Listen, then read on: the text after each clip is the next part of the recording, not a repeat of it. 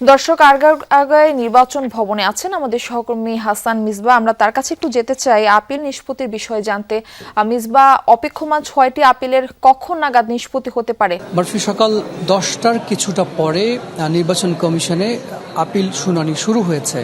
সেই বোর্ডে প্রধান নির্বাচন কমিশনার সহ কমিশনার এবং ইসি সচিব তিনিও আছেন।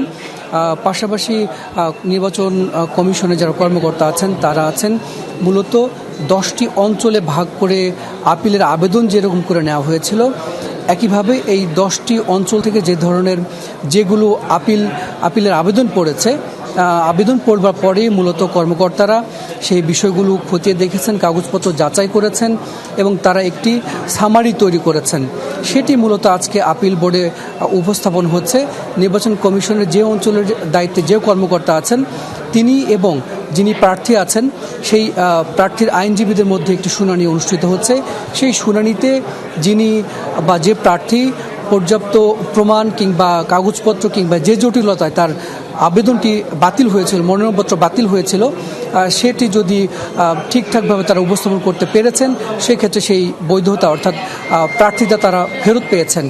আজকে সকাল থেকে দুপুর 1টা পর্যন্ত 36টি নিষ্পত্তি হয়েছে। এর মধ্যে 26 জনের প্রার্থিতা তারা ফিরে পেয়েছেন, 6 জনকে অপেক্ষমান রাখা হয়েছে এবং 4 জনের মনোনয়ন বাতিল ঘোষণা করা হয়েছে। অর্থাৎ রিটার্নিং কর্মকর্তা যে রায় দিয়েছিলেন সেটি আসলে বহাল আছে।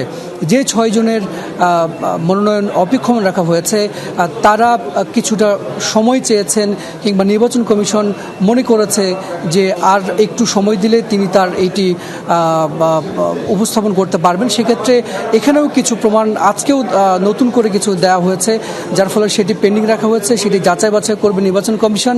সেটি বেশিরভাগ ক্ষেত্রেই সময় দেওয়া হয়েছে।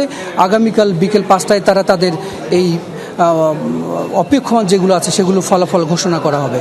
মারফি।